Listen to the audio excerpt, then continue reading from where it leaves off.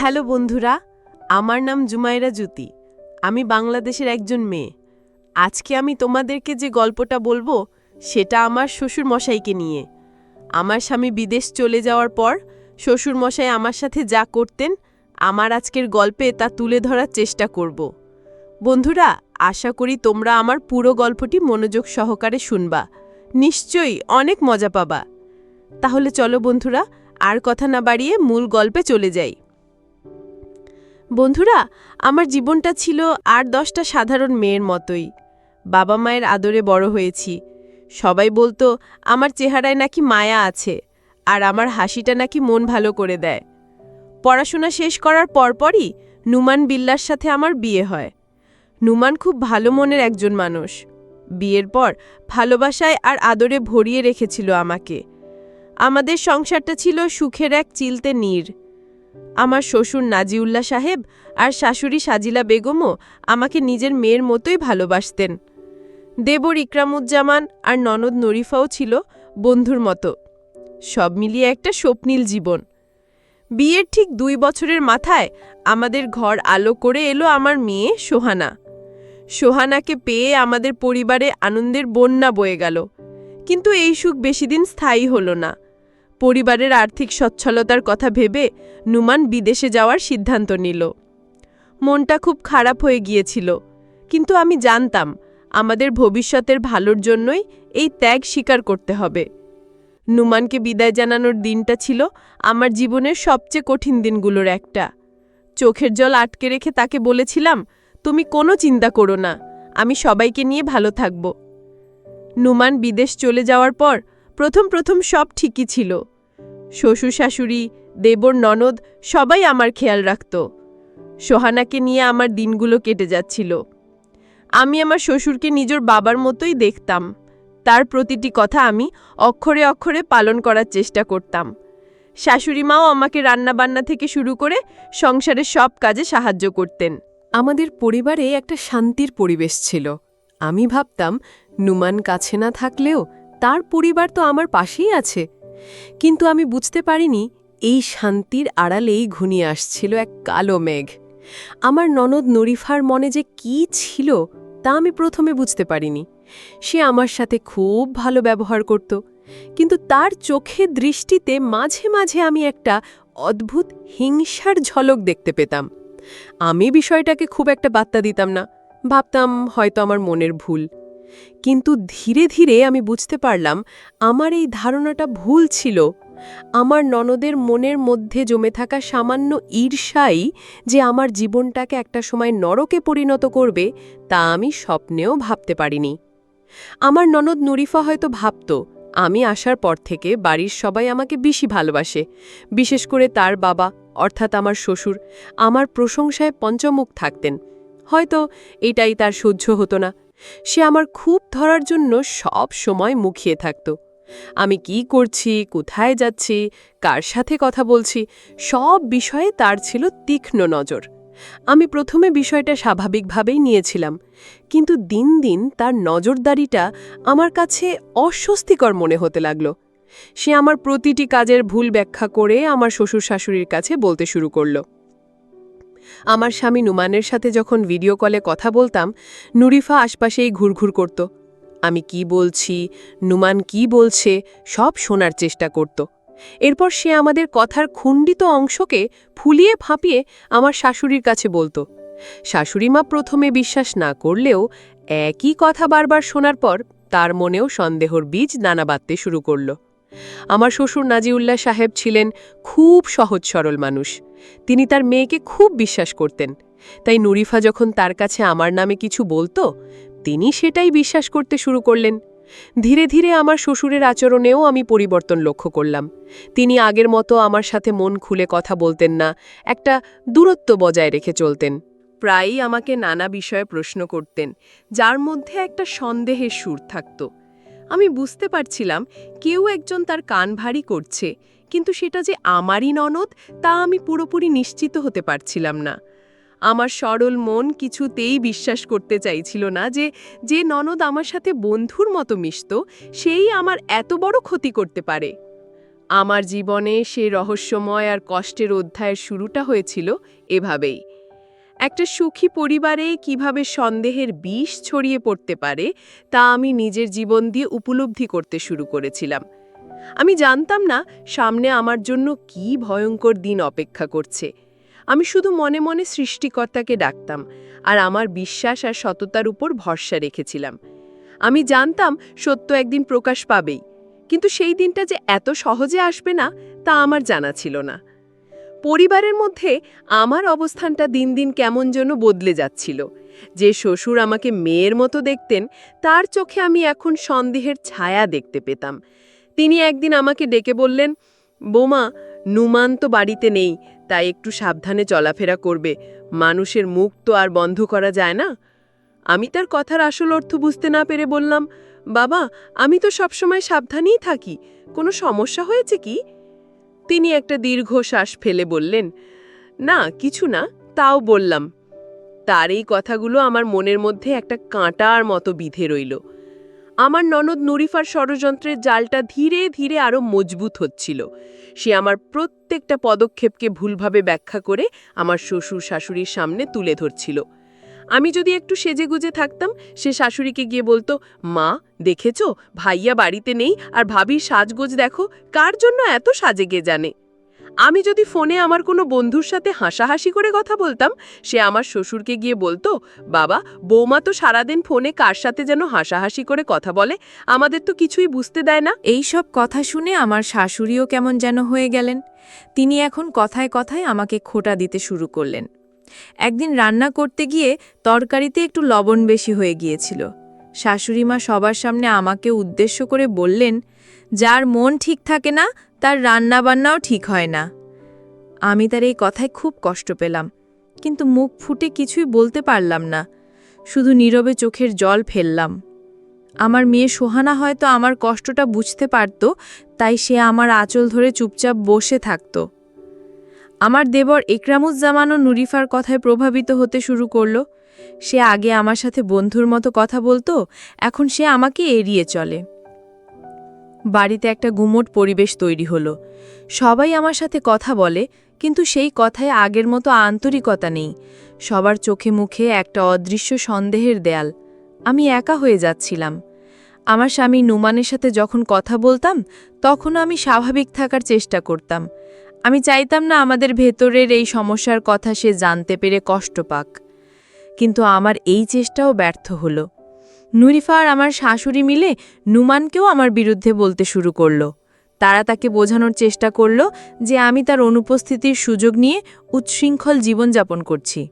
নুমান প্রথমে তাদের কথা বিশ্বাস করতে চায়নি। সে আমাকে ফোন করে জিজ্ঞেস করল, জ্যোতি, বাড়িতে কোনো সমস্যা হয়েছে? মা আর নুরিফা তোমার নামে এসব কি বলছে? আমি তাকে বোঝানোর চেষ্টা করলাম যে এগুলো সব ভুল বোঝাবুঝি, কিন্তু দূর প্রবাসে বসে থাকা একজন মানুষের পক্ষে কোনটা সত্যি আর কোনটা মিথ্যা তা বোঝা খুব কঠিন ছিল। নুমানের মনেও ধীরে ধীরে সন্দেহের বীজ দানা বাঁধতে শুরু করল। তার গলার স্বরে আমি আগের সেই বিশ্বাস আর ভালোবাসা খুঁজে পেতাম না। সে এখন আমাকে নানা ধরনের প্রশ্ন করত। আজ কোথায় গিয়েছিলে? কার সাথে কথা বলেছ? তার এই প্রশ্নগুলো আমার বুকে তীরের মতো বিঁধত। যার ভালোবাসার উপর ভরসা করে আমি সব প্রতিকূলতা মোকাবেলা করার স্বপ্ন দেখতাম, সেও আমাকে অবিশ্বাস করতে শুরু করেছে। এই কষ্টটা আমি কিছুতেই মেনে নিতে পারছিলাম না। আমি বুঝতে পারছিলাম আমার বিরুদ্ধে একটা গভীর ষড়যন্ত্র হচ্ছে। আমাকে আমার স্বামীর কাছ থেকে দূরে সরিয়ে দেওয়ার জন্য, এই পরিবার থেকে তাড়িয়ে দেওয়ার জন্য কেউ উঠে পড়ে লেগেছে। কিন্তু কে বা কারা এর পেছনে আছে তা আমি স্পষ্ট করে বুঝতে পারছিলাম না। আমার মন বলছিল এর পেছনে আমার ননদ নুরিফারই হাত আছে, কিন্তু আমার কাছে কোনো প্রমাণ ছিল না। আমি কিভাবে সবাইকে বোঝাবো যে আমি নির্দোষ? এইভাবে সন্দেহের জালে জড়িয়ে আমার দিনগুলো কাটতে লাগল। প্রতিটি মুহূর্ত আমার কাছে অসহ্য মনে হতো। রাতে ঘুমাতে পারতাম না। সারাক্ষণ একটা অজানা ভয় আর আশঙ্কায় আমার মনটা ছেয়ে থাকত। আমি শুধু সৃষ্টিকর্তার কাছে প্রার্থনা করতাম যেন তিনি আমাকে এই বিপদ থেকে উদ্ধার করেন এবং আমার সম্মান রক্ষা করেন। আমি জানতাম আমার পথটা খুব কঠিন, কিন্তু আমি হার মানতে রাজি ছিলাম না। আমাকে আমার সততা প্রমাণ করতেই হবে, আমার মেয়ের ভবিষ্যতের জন্য, আমার ভালোবাসার জন্য। আমার জীবনের আকাশটা যে এতটা কালো মেঘে ঢেকে যাবে তা আমি কখনো কল্পনাও করিনি। যে বাড়িতে আমি একদিন বধূ সেজে এসেছিলাম অফুরান্ত স্বপ্ন নিয়ে, সেই বাড়ির দেয়ালগুলোই এখন আমার কাছে খাঁচার মতো মনে হতে লাগল। আমার ননদ নুরিফার ছড়ানো বিষাক্ত কথাগুলো পুরো পরিবারে এমনভাবে ছড়িয়ে পড়েছিল যে আমার প্রতিটি নিঃশ্বাস নেওয়াও যেন অপরাধের সামিল হয়ে দাঁড়িয়েছিল। আমার শ্বশুর শাশুড়ির চোখে মুখে সারাক্ষণ থাকত নেদোবেরি আর সন্দেহের ছাপ। একদিন আমার মেয়ে সোহানার খুব জ্বর। আমি তাকে নিয়ে ডাক্তারের কাছে যাওয়ার জন্য তৈরি হচ্ছিলাম। আমার শাশুড়ি এসে বললেন, একা একা কোথায় যাচ্ছ? ইকরামুজ্জামানকে সাথে নিয়ে যাও। আমি বললাম, মা, ও তো ওর কাজে ব্যস্ত, আমি একাই পারব। আমার কথা শেষ হতে না হতেই তিনি ধমক দিয়ে উঠলেন, বেশি বাড়াবাড়ি করবে না, যা বলছি তাই শোনো। একা একা বাইরে যাওয়ার এত শখ কেন? তার কথায় আমি এতটাই অবাক আর কষ্টে পেলাম যে আমার মুখ দিয়ে আর কোনো কথা বের হলো না। অথচ একসময় এই মানুষটাই আমার উপর সবচেয়ে বেশি ভরসা করতেন। নুমানের সাথে আমার সম্পর্কটা দিন দিন আরও খারাপ হচ্ছিল। সে এখন আর আগের মতো নিয়মিত ফোন করত না। ফোন করলেও তার কথায় থাকতো শুধু কৈফিয়ত চাওয়ার সুর। সারাদিন কি করো? বাড়ির বাইরে যাও না তো? আমার মা বাবার খেয়াল রাখছ তো? তার এই প্রশ্নগুলো শুনে আমার মনে হতো সে আমাকে তার স্ত্রী নয়, বরং একজন অপরাধী মনে করছে। আমি তাকে অনেকবার বোঝানোর চেষ্টা করেছি যে তোমার পরিবার যা বলছে তা সত্যি নয়, আমাকে বিশ্বাস করো। কিন্তু আমার কথা তার কানে পৌঁছাতো না। সে বলতো, আমার বাবা মা আর বোন কখনো মিথ্যে বলতে পারে না, নিশ্চয় তোমার মধ্যে কোনো সমস্যা আছে। আমার ননদ নুরিফা এই সুযোগে আগুনের মধ্যে ঘি ঢালছিল। সে নুমানকে ফোন করে কান্নাকাটি করে বলতো, ভাইয়া, তুমি চলে যাওয়ার পর থেকে ভাবি আমাদের সাথে খুব খারাপ ব্যবহার করছে। বাবা মাকে একদমই দেখে না, সারাক্ষণ নিজের মতো থাকে, আমরা কিছু বললেই ঝগড়া করে। এইসব ডাহা মিথ্যে কথাগুলো নুমান বিশ্বাস করতে শুরু করল, কারণ তার পরিবারের সবাই একই সুরে কথা বলছিল। আর আমি ছিলাম একা। আমার পক্ষে কথা বলার মতো কেউ ছিল না। আমার শ্বশুর নাজিউল্লাহ সাহেবও এখন আমার সাথে সরাসরি কথা বলা প্রায় বন্ধ করে দিয়েছেন। তিনি আমাকে দেখলেই মুখ ঘুরিয়ে নিতেন। তার এই আচরণটা আমার বুকে ছুরির মতো আঘাত করত। যে মানুষটাকে আমি বাবার আসনে বসিয়েছিলাম, তার চোখে আমার জন্য এই অবহেলা আমি সহ্য করতে পারতাম না। আমি বুঝতে পারছিলাম যে তারা সবাই মিলে আমাকে এই বাড়ি থেকে তাড়িয়ে দেওয়ার একটা পায়তারা করছে। কিন্তু কেন? আমি তাদের কি ক্ষতি করেছি? এই প্রশ্নগুলো আমার মনের মধ্যে সারাক্ষণ ঘুরপাক খেত। আমি আমার বাবার বাড়ি থেকেও কোনো সাহায্য চাইতে পারছিলাম না, কারণ আমি চাইতাম না যে আমার জন্য আমার বাবা মা চিন্তা করুক। আমি তাদের বুঝিয়েছিলাম যে আমি খুব ভালো আছি। তাই আমার এই অসহায়ত্বের কথা, আমার এই একাকিত্বের কথা বলার মতো কোনো জায়গা ছিল না। আমি একা একা ঘরে দরজা বন্ধ করে কাঁদতাম। আমার মেয়ে সোহানা আমার মুখের দিকে তাকিয়ে থাকত। হয়তো সেও তার ছোট্ট মন দিয়ে বোঝার চেষ্টা করত যে তার মায়ের মনে অনেক কষ্ট। একদিন আমি রান্নাঘরে কাজ করছিলাম। আমার শাশুড়ি আর ননদ পাশের ঘরে বসে আমার সম্পর্কেই কথা বলছিল। আমার ননদ বলছিল, মা, ভাইয়াকে বলো ও যেন ভাবিকে ডিভোর্স দিয়ে দেয়, এই মেয়েটা আমাদের পরিবারে থাকার যোগ্য না। শাশুড়ি বললেন, আমি তো সেটাই ভাবছি, কিন্তু তোর বাবা তো এখনো কিছু বলছে না। তাদের এই কথাগুলো শুনে আমার পায়ের তলার মাটি যেন সরে গেল। আমি ভাবতে পারছিলাম না তারা আমার এতটা ক্ষতি চাইতে পারে। আমি সেদিনই সিদ্ধান্ত নিলাম, আমাকে এই ষড়যন্ত্রের মোকাবিলা করতে হবে। আমি এভাবে নীরবে সব অন্যায় সহ্য করতে পারি না। আমাকে আমার স্বামীর বিশ্বাস ফিরে পেতেই হবে। আমাকে প্রমাণ করতে হবে যে আমি নির্দোষ। কিন্তু কিভাবে? আমার হাতে তো কোনো প্রমাণ নেই। আমার বিরুদ্ধে পুরো পরিবার। এই অসম লড়াইয়ে আমি কি জিততে পারব? আমার মনটা ভয়ে আর আশঙ্কায় কেঁপে উঠছিল। কিন্তু আমার মেয়ের মুখের দিকে তাকিয়ে আমি আবার মনের মধ্যে সাহস খুঁজে পেলাম। আমাকে পারতেই হবে। এই অন্যায়ের বিরুদ্ধে আমাকে রুখে দাঁড়াতেই হবে। একদিন বিকেলে আমি সোহানার জন্য কিছু শীতের কাপড় কিনতে মার্কেটে গিয়েছিলাম। মার্কেট থেকে ফিরতে আমার একটু সন্ধে হয়ে গেল। আমি বাড়িতে ঢোকার সাথে সাথেই আমার শ্বশুর নাজিউল্লাহ সাহেব আমাকে বসার ঘরে ডাকলেন। তার মুখটা ছিল থমথমে, চোখ দুটো ছিল রাগে লাল। আমি কিছুটা ভয় পেয়ে গেলাম। আমি তার সামনে গিয়ে দাঁড়াতেই তিনি গম্ভীর গলায় বললেন, বৌমা, এতক্ষণ কোথায় ছিলে? আমি স্বাভাবিকভাবেই উত্তর দিলাম, বাবা, সোহানার জন্য কিছু কাপড় কিনতে মার্কেটে গিয়েছিলাম। আমার কথা শুনে যেন তিনি আরও রেগে গেলেন। তিনি চেয়ার থেকে উঠে দাঁড়িয়ে আমার দিকে আঙুল তুলে বললেন, মার্কেটে গিয়েছিলে না অন্য কোথাও? আমাদের কি এতই বোকা পেয়েছ? তোমার সব কীর্তি আমরা জানি। আমি তার কথায় আকাশ থেকে পড়লাম। হতভাগ হয়ে বললাম, বাবা, আপনি এসব কি বলছেন? আমি কোথায় যাব? আমি তো শুধু মার্কেটে। আমাকে কথা শেষ করতে না দিয়েই তিনি চিৎকার করে উঠলেন, চুপ করো, একদম মিথ্যা কথা বলবে না। তোমার মতো মেয়ের জন্য আমাদের মান-সম্মান সব ধুলোয় মিশে যাচ্ছে। আমার ছেলেটা বিদেশে খেটে মরছে, আর তুমি এখানে রং তামাশা করে বেড়াচ্ছ। শ্বশুরের মুখ থেকে এই ধরনের কথা শুনে আমার মাথাটা ঘুরতে লাগল। আমার মনে হচ্ছিল আমি হয়তো জ্ঞান হারিয়ে ফেলব। আমার চোখ দিয়ে ঝরঝর করে পানি পড়তে লাগল। আমি কান্না জড়িত গলায় বললাম, বাবা, আমাকে বিশ্বাস করুন, আমি কোনো অন্যায় করিনি। আপনারা কেন আমাকে ভুল বুঝছেন? আমার কান্নায় তার মন একটুও গলল না। তিনি আগের মতোই কঠোর গলায় বললেন, তোমার এই চোখের জল দেখিয়ে আর কোনো লাভ হবে না। এখনো সময় আছে, নিজেকে শুধরে নাও, না হলে তোমার কপালে অনেক দুঃখ আছে। আমার শাশুড়ি, দেবর, ননদ সবাই সেখানে উপস্থিত ছিল। তারা সবাই এমনভাবে আমার দিকে তাকিয়েছিল যেন আমি সত্যিই কোনো বড় অপরাধ করে ফেলেছি। আমার ননদ নুরিফার মুখে ছিল একটা ক্রূর হাসির ঝলক।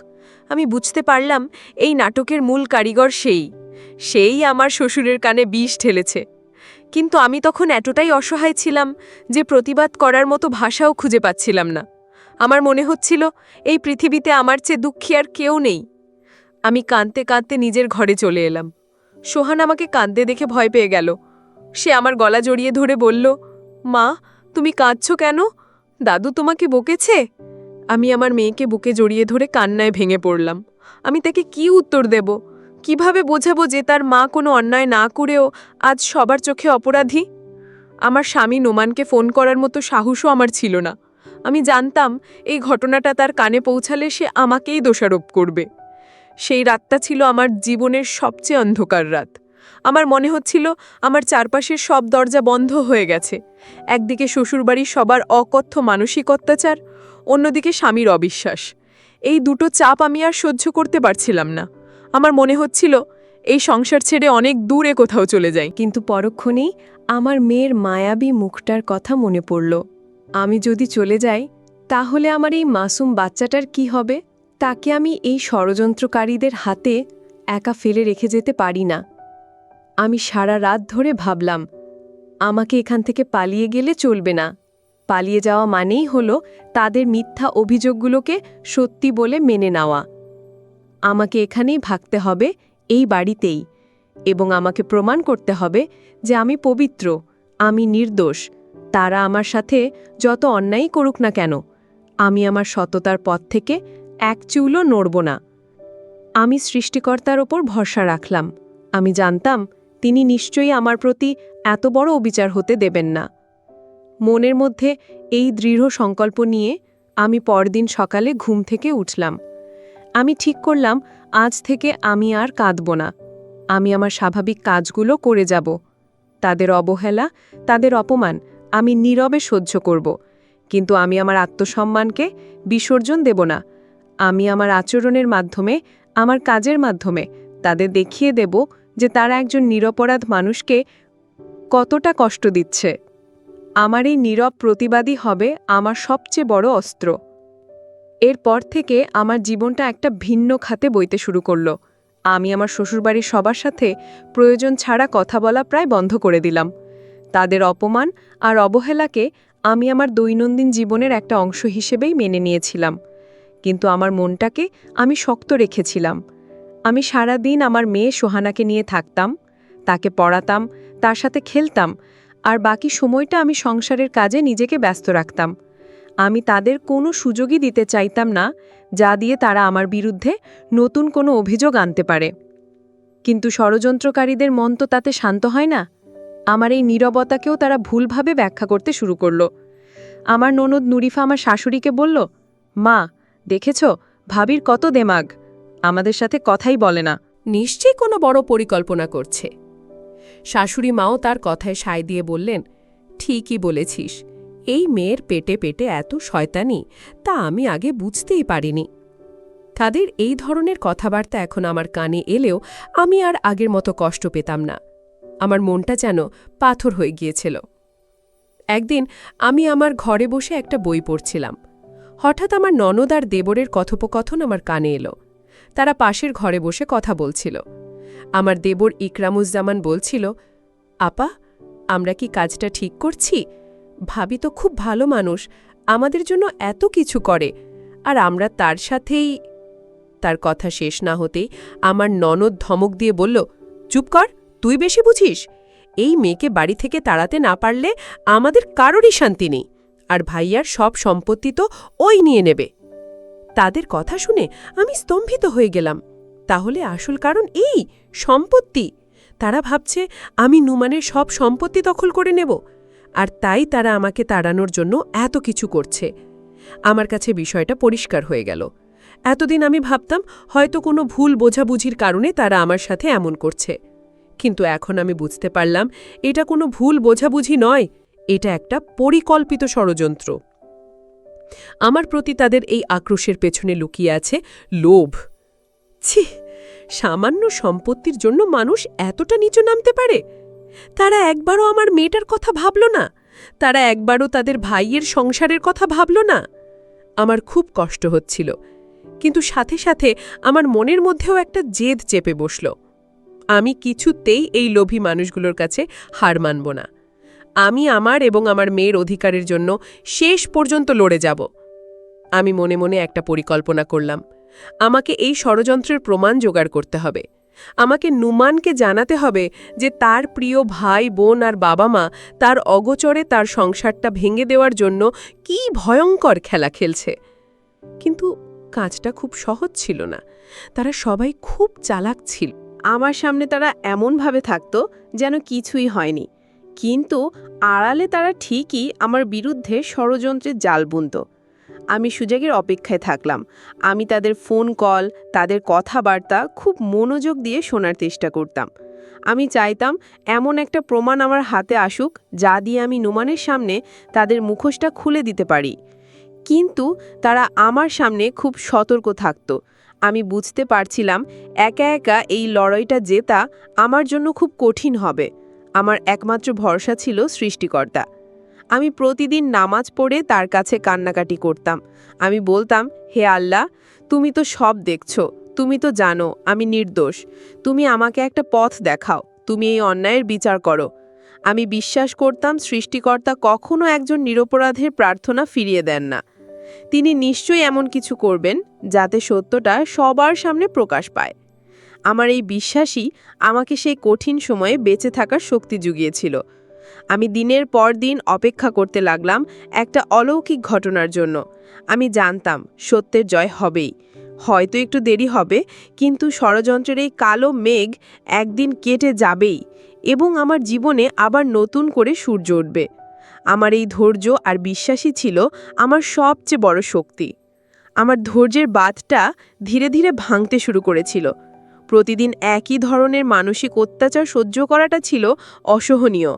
নুমানের সাথে আমার যোগাযোগ প্রায় বিচ্ছিন্ন হয়ে গিয়েছিল। সে ফোন করলে শুধু কাজের কথা বলতো, আর নয়তো তার পরিবারের পাঠানো মিথ্যা অভিযোগের ভিত্তিতে আমাকে জেরা করত। আমাদের মধ্যে ভালোবাসার যে সেতুটা ছিল সেটা যেন পুরোপুরি ভেঙে গিয়েছিল। আমি যখনই তাকে বোঝানোর চেষ্টা করতাম, সে বলতো, তুমি আগে নিজেকে বদলাও, তারপর আমার সাথে কথা বলবে। আমার ননদ নুরিফা আর শাশুড়ি এখন আমাকে তাড়ানোর জন্য নতুন নতুন ফোন দিয়ে আটতে শুরু করলো। তারা বাড়িতে ইচ্ছে করে এমন সব পরিস্থিতি তৈরি করত যাতে দোষটা আমার ঘাড়ে এসে পড়ে। একদিন শাশুড়ি মা তার একটা সোনার হার খুঁজে পাচ্ছিলেন না। তিনি সাথে সাথে পুরো বাড়ি শুদ্ধ মাথায় তুললেন এবং সরাসরি আমাকে চোর বলে অপবাদ দিলেন। তিনি চিৎকার করে বলতে লাগলেন, এই অলক্ষণে মেয়েটাই আমার হার চুরি করেছে, ও আমাদের সবাইকে পথে বসিয়ে ছাড়বে। আমি এই জঘন্য অপবাদ শুনে আর স্থির থাকতে পারলাম না। আমি কান্নায় ভেঙে পড়ে বললাম, মা, আপনি এটা কি বলছেন? আমি আপনার হার চুরি করতে যাব কেন? আমি আপনাদের সম্মানকে কখনো ছোট করিনি। কিন্তু আমার কথায় কেউ কান দিল না। আমার ননদ বলল, চোর কি কখনো নিজের মুখে বলে যে আমি চুরি করেছি? ঘর তল্লাশি করলেই পাওয়া যাবে। তাদের এই আচরণে আমি এতটাই অপমানিত আর মর্মাহত হলাম যে আমার মনে হচ্ছিল এই মুহূর্তে যদি আমার মরণ হতো তাহলে হয়তো আমি শান্তি পেতাম।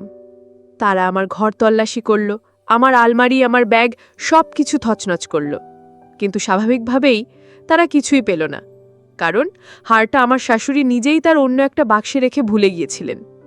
পরে যখন হারটা পাওয়া গেল তখন তারা কেউ আমার কাছে একবারের জন্য দুঃখ প্রকাশও করল না, বরং তারা এমন ভাব করতে লাগল যেন আমি ভয়ে হারটা বের করে অন্য কোথাও রেখে দিয়েছি।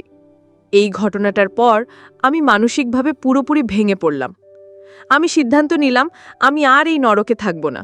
আমি আমার মেয়েকে নিয়ে এই বাড়ি থেকে চলে যাব। আমি আমার স্বামীকে ফোন করে বললাম, আমি আর এখানে এক মুহূর্ত থাকতে চাই না। আমার পরিবার আমাকে চোরের অপবাদ দিয়েছে। আমি আমার মেয়েকে নিয়ে চলে যাচ্ছি। নুমান আমার কথা শুনে একটু বিচলিত হলো না। উল্টো সে আমাকে বলল, কোথায় যাবে তুমি? আমার বাড়িতেই তোমাকে থাকতে হবে।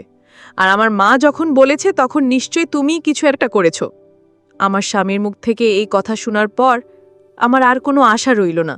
আমি বুঝতে পারলাম এই মানুষটা তার পরিবারের অন্ধ বিশ্বাসে এতটাই ডুবে আছে যে আমার সত্যি কথাটা তার কানে আর কোনো দিনও পৌঁছাবে না। আমার মনটা বিতৃষ্ণায় ভরে গেল। আমি ফোনটা কেটে দিলাম। আমার মনে হলো আমার ভালোবাসার মানুষটা আমার জন্য মরে গেছে। এখন যে আছে সে আমার স্বামী নয়, সে তার লোভী পরিবারের হাতের পুতুল। আমি আমার জিনিসপত্র গোছাতে শুরু করলাম। আমার মেয়েটা আমার মুখের দিকে তাকিয়েছিল। তার চোখে ছিল রাজ্যের প্রশ্ন। আমি তাকে বুকে জড়িয়ে ধরে বললাম, মা, আমরা একটা নতুন জায়গায় যাব। সেখানে আমাদের কেউ কষ্ট দেবে না। আমি জানি না এই অনিশ্চিত পথে আমার কি হবে, কিন্তু আমি এটা জানতাম যে এই অপমান আর অসম্মানের জীবন আমি আর কাটাতে পারব না। আত্মসম্মান নিয়ে বেঁচে থাকাটা আমার কাছে সবচেয়ে বেশি গুরুত্বপূর্ণ ছিল। কিন্তু সৃষ্টিকর্তার পরিকল্পনা হয়তো অন্যরকম ছিল। আমি যখন বাড়ি থেকে বের হয়ে যাওয়ার জন্য প্রস্তুতি নিচ্ছিলাম তখনই এমন একটা ঘটনা ঘটল যা আমার জীবনের মোড়টাই ঘুরিয়ে দিল। আমার মনে হলো আমার প্রার্থনাই হয়তো সৃষ্টিকর্তা শুনতে পেয়েছেন। তিনি হয়তো চান না আমি এভাবে হেরে গিয়ে চলে যাই। তিনি হয়তো চান আমি আমার নির্দোষিতা প্রমাণ করে মাথা উঁচু করে এই বাড়ি থেকে বের হই, অথবা এখানেই থাকি সম্মানের সাথে। সেই অলৌকিক ঘটনাটাই ছিল আমার জীবনের টার্নিং পয়েন্ট। আমি যখন আমার ছোট্ট ব্যাগটা গুছিয়ে সোহানার হাত ধরে ঘর থেকে বের হতে যাব, ঠিক তখনই বাইরে থেকে একটা চিৎকারের আওয়াজ এলো। আমরা সবাই দৌড়ে বাইরে গেলাম। গিয়ে দেখলাম আমার শ্বশুর নাজিউল্লাহ সাহেব উঠোনের কোণে পড়ে কাতরাচ্ছেন। সেদিন সকাল থেকে ঝিরিঝিরি বৃষ্টি হচ্ছিল, উঠোনটা বেশ পিচ্ছিল হয়েছিল। তিনি হয়তো কোনো কাজে বাইরে যাচ্ছিলেন আর পা পিছলে পড়ে গেছেন। তার ডান পাটা খুব বাজেভাবে মচকে গিয়েছিল। আমরা সবাই মিলে ধরাধরি করে তাকে ঘরে নিয়ে এলাম। তার পায়ের ব্যথাটা এতটাই মারাত্মক ছিল যে তিনি যন্ত্রণায় ছটপট করছিলেন। আমরা দ্রুত একজন ডাক্তারকে ফোন করলাম। ডাক্তার এসে পরীক্ষা করে বললেন, পায়ের হাড়ে চির ধরেছে, প্লাস্টার করতে হবে, কয়েক সপ্তাহ পুরোপুরি বিশ্রামে থাকতে হবে। ডাক্তারের কথা শুনে সবাই চিন্তায় পড়ে গেল। আমার শ্বশুর ছিলেন এই পরিবারের একমাত্র চালিকা শক্তি। তিনি অসুস্থ হয়ে পড়ায় পুরো পরিবারে একটা বিপর্যয় নেমে এলো। এই ঘটনার পর আমার বাড়ি ছেড়ে যাওয়ার পরিকল্পনাটা ভেস্তে গেল। এই অবস্থায় আমার শ্বশুরকে ফেলে রেখে চলে যাওয়াটা আমার বিবেক সায় দিল না। আমি আমার ব্যাগপত্র আবার আগের জায়গায় রেখে দিলাম এবং আমার শ্বশুরের সেবায় নিজেকে পুরোপুরি নিয়োজিত করলাম। আমি তার জন্য স্যুপ তৈরি করতাম, সময় মতো ঔষধ খাওয়াতাম, তার ক্ষতস্থান ড্রেসিং করে দিতাম। আমি আমার নিজের বাবার মতোই তার সেবা করতে লাগলাম। কিন্তু আমার এই সেবাটাও আমার শাশুড়ি আর ননদের চোখে ভালো ঠেকল না। আমার শাশুড়িমা আমাকে অহেতুক দোষারোপ করতে শুরু করলেন। তিনি বলতে লাগলেন, তোর জন্যই আজ আমার স্বামীর এই অবস্থা। তুই একটা অলক্ষণে।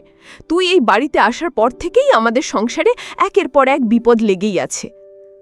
আমি তার কথায় অবাক হয়ে বললাম, মা, উনি তো বৃষ্টির পানিতে পা পিছলে পড়ে গেছেন, এর মধ্যে আমার দোষ কোথায়? তিনি চিৎকার করে বললেন, চুপ কর পাপিষ্ঠা, তোর মুখও আমি দেখতে চাই না। আমার ননদ নুরিফাও আমার স্বামীর কাছে ফোন করে বলল, ভাইয়া তুমি তাড়াতাড়ি চলে এসো, বাবা খুব অসুস্থ, আর ভাবির জন্যই বাবার এই অবস্থা হয়েছে, ভাবি নিশ্চয় বাবাকে ধাক্কা মেরে ফেলে দিয়েছে। এই ধরনের জঘন্য মিথ্যে কথা শুনে আমার গা জ্বলে যাচ্ছিল, কিন্তু আমি কোনো প্রতিবাদ করলাম না। আমি শুধু নীরবে আমার দায়িত্ব পালন করে যেতে লাগলাম। আমি জানতাম আমি যদি এখন এদের সাথে ঝগড়া করি তাহলে অসুস্থ মানুষটার আরও বেশি কষ্ট হবে। আমার শ্বশুরের অসুস্থতার খবর পেয়ে নুমান খুব দ্রুত বিদেশ থেকে চলে এলো। সে বাড়িতে এসেই তার বাবার অবস্থা দেখে খুব ভেঙে পড়ল। আমার শাশুড়ি আর ননদ এই সুযোগে আমার বিরুদ্ধে তার কান ভারী করতে লাগল। তারা তাকে বোঝানোর চেষ্টা করল যে আমি এই সব কিছুর জন্য দায়ী। নুমান তাদের কথা শুনে আমার সাথে খুব খারাপ ব্যবহার করল। সে আমাকে বলল, তোমার জন্য আজ আমার বাবার এই অবস্থা, আমি তোমাকে কিছুতেই ক্ষমা করব না। আমি তার এই আচরণে খুব কষ্ট পেলাম, কিন্তু আমি হাল ছাড়লাম না। আমি আমার স্বামীর অবহেলা আর আমার শ্বশুরবাড়ির সবার অত্যাচার সহ্য করেও আমার শ্বশুরের সেবা করে যেতে লাগলাম। আমি রাতে জেগে তার পাশে বসে থাকতাম, তার পায়ে গরম সেক দিতাম। আমার সেবা যত্নে আমার শ্বশুর ধীরে ধীরে সুস্থ হতে শুরু করলেন। তিনি হয়তো মুখে কিছু বলতেন না, কিন্তু আমি তার চোখে আমার জন্য একটা অন্যরকম দৃষ্টি দেখতে পেতাম। তার কঠোর দৃষ্টিটা যেন ধীরে ধীরে কোমল হয়ে আসছিল। আমি বুঝতে পারছিলাম আমার সেবা আর ধৈর্য হয়তো তার মনের ভেতরের ভুল ধারণাগুলোকে নাড়া দিতে শুরু করেছে। তিনি হয়তো বুঝতে পারছিলেন যে যে মেয়েটাকে তারা সবাই মিলে এত অত্যাচার করেছে, সেই মেয়েটাই আজ তার বিপদের দিনে সবচেয়ে বেশি পাশে আছে। আমি কোনো কিছুর আশা না করেই আমার কর্তব্য করে যাচ্ছিলাম। আমার মনে একটা বিশ্বাস ছিল, সত্য একদিন প্রকাশ পাবেই, আর সেই দিনটা হয়তো খুব বেশি দূরে নয়। আমার শ্বশুরের সুস্থ হয়ে ওঠাই ছিল আমার একমাত্র প্রার্থনা। আমার সেবা যত্নে আমার শ্বশুরমশাই ধীরে ধীরে সুস্থ হয়ে উঠলেন। তিনি এখন লাঠিতে ভর দিয়ে অল্প অল্প হাঁটতে পারেন। একদিন সন্ধ্যায় তিনি বাড়ির সবাইকে তার ঘরে ডাকলেন। আমার স্বামী, শাশুড়ি, দেবর, ননদ সবাই উপস্থিত হলো। আমাকেও ডাকা হলো। আমার বুকটা ধরফর করছিল। আমি ভাবছিলাম আজ হয়তো আমার বিদায়ের পালা। তারা হয়তো সবাই মিলে আমাকে বাড়ি থেকে বের করে দেওয়ার চূড়ান্ত সিদ্ধান্তটা জানাবে। আমি মনে মনে স্রষ্টাকে ডাকছিলাম। সবাই উপস্থিত হওয়ার পর আমার শ্বশুরমশাই কিছুক্ষণ চুপ করে রইলেন। তারপর তিনি আমার শাশুড়ির দিকে তাকিয়ে বললেন, সাজিলা, তোমরা সবাই মিলে বৌমাকে নিয়ে একটা সালিশে বসতে চেয়েছিলে, তাই না? তোমরা তো চেয়েছিলে ওকে এই বাড়ি থেকে বের করে দিতে। আমার শাশুড়ি কিছুটা অবাক হয়ে বললেন, হ্যাঁ চেয়েছিলাম, কারণ এই মেয়ের জন্যই আমাদের সংসারে এত অশান্তি। তার কথা শুনে আমার ননদ আর দেবরও সায় দিল। আমার স্বামী নুমান মাথা নিচু করে বসে রইল। তখনই ঘটল সেই আশ্চর্যজনক ঘটনাটা। আমার শ্বশুরমশাই হঠাৎ করে চিৎকার দিয়ে বলে উঠলেন, তোমরা সবাই চুপ করো, আর একটাও মিথ্যা কথা বলবে না।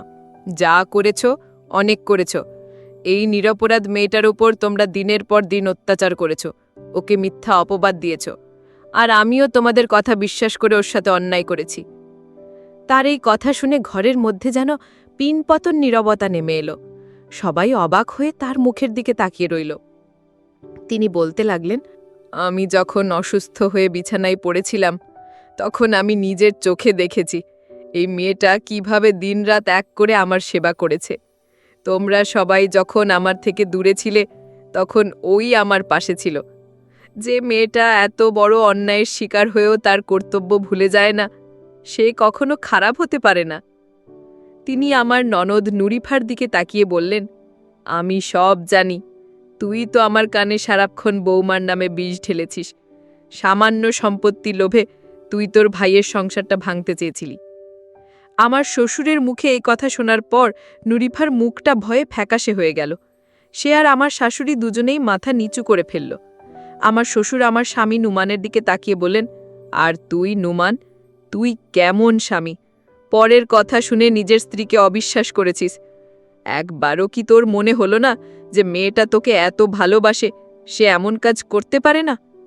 বাবার কথায় নুমানের চোখ দিয়ে জল পড়তে লাগল। আমার শ্বশুরমশাই তখন আমার দিকে তাকিয়ে হাত জোড় করে বললেন, বৌমা, তুমি আমাকে ক্ষমা করে দিও। আমি তোমাদের কথা শুনে তোমাদের প্রতি অন্ধ বিশ্বাসে তোমার ওপর অনেক অন্যায় করেছি। সৃষ্টিকর্তা হয়তো আমাকে সেই পাপের শাস্তিই দিয়েছেন। আমার এই পা ভাঙাটা আমার পাপের প্রায়শ্চিত্ত।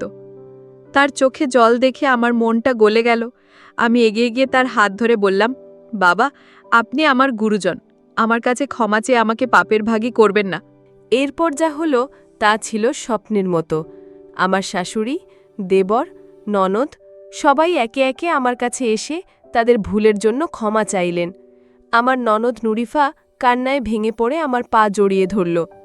সে তার লোভ আর ঈর্ষার কথা স্বীকার করল।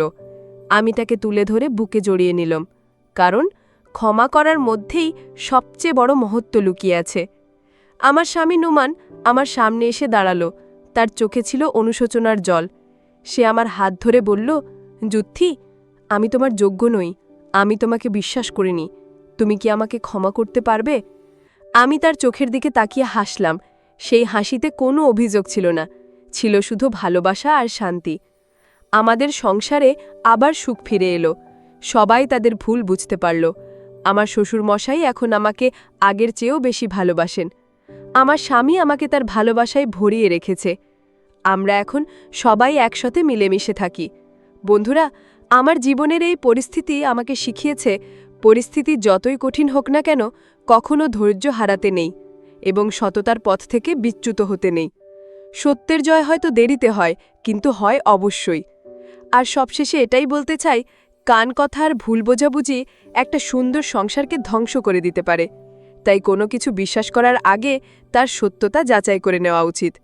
বন্ধুরা, আমার গল্পটি যদি তোমাদের ভালো লাগে তাহলে লাইক, শেয়ার এবং সাবস্ক্রাইব করে আমাকে সাপোর্ট করবা। আর বন্ধুরা, তোমরা এতক্ষণ ধৈর্য ধরে আমার গল্পটি শোনার জন্য তোমাদের সবাইকে অসংখ্য ধন্যবাদ।